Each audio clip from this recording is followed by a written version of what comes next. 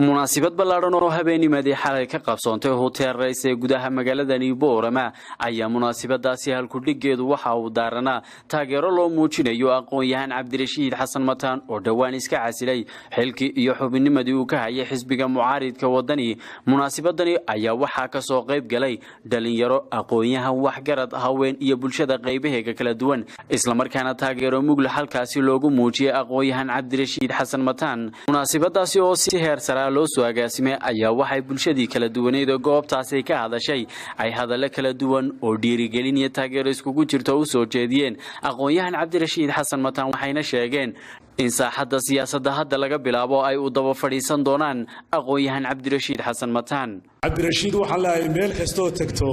waxa ay sadaa dhalinyaro ku dhiiran dad tolkaaya oo waliba beerweyntii Jibriil Yoonis ee magaca mugiye miisaanka Soomaaliland ugu ballaarneed marka la eego la qiimeeyo ayaad ka dhalatay haddana waxaad ka soo jeedaa beelaha ugu cudud weyn Soomaaliland waxaana tahay qabali xisbiyada adigu ma baahnide iyaga ku baahan oo fadhiga kuuga imanaya insha Allah siyaasiga ka dhashay ee kula dhiiga isma bedelayo laakiin xisbigu isbedela aniga halka waxay keenay waxa weeyaan dhiiga Jibriil Yoonis halkan keenay adeer Cabdirashiid Xasan Mataan oo ku taageersanayo mowqif kasta oo qaato runaantii markuuna weydiiyay feedback iscasiladeeda seed u aragtaan soo noqnoqotay anigu waxaan ugu jawaabay geesi dhiiran oo ku dhacle ayaa tahay waan ku taageersanahay markasta meesha aad gasho markaas ayaa Soomaaliland iska daayay Jibriil Yoonis in la yahay ka beeyo waa maya waxa weeyaan wadani yahaano ay Jibriil Yoonis ku goysay waana la xisaabtami doonaa Jibriil Yoonis soo diyaar ma nihin soo Cabdirashiidna gacmaha qabana diyaar ma nihin alxamdulillah aad baad wada mahadsantihiin dhammaan waxaan leeyahay inagu waxaan sarar ku leenahay Cabdirashiid baa inoo hayo codkeena Cabdirashiid baa inoo hayo quwideena aad baad u mahadsan waa taageerada siyaasigeena muga weyn leh Cabdirashiid Xasan Mataan oo aan maanta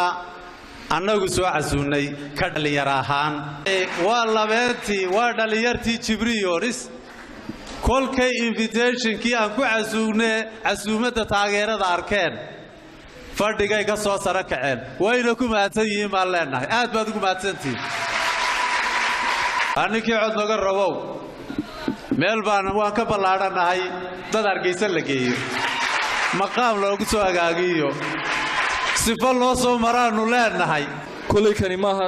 shirkii ay danta iyo aayaha Jibriil Yoonis kaga tashanisay waxaana jiri doonta shirar badan oo ay yeelan doonaan beesha Jibriil Yoonis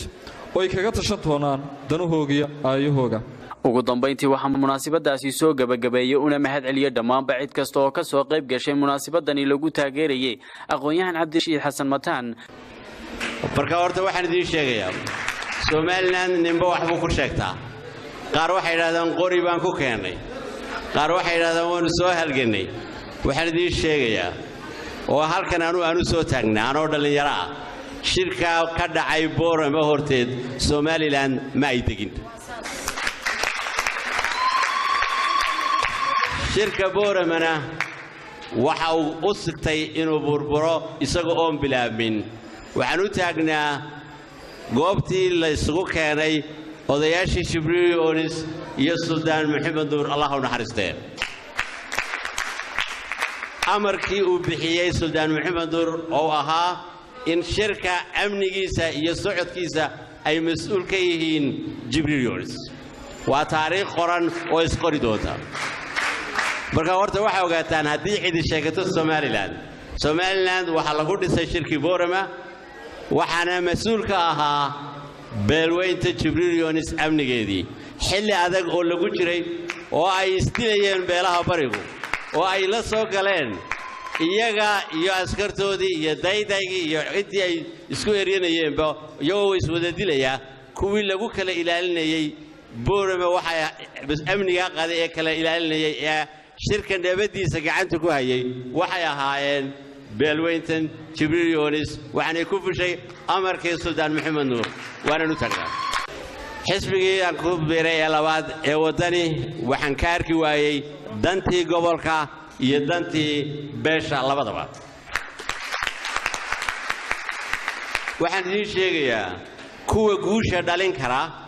ee xisbiga ay taageeraan uu noqon karo xisbiga guushu horta waa idinka kalsoonida aan qabo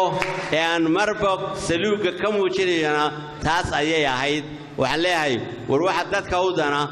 gobolkayga u dana ayaa Somaliland u dana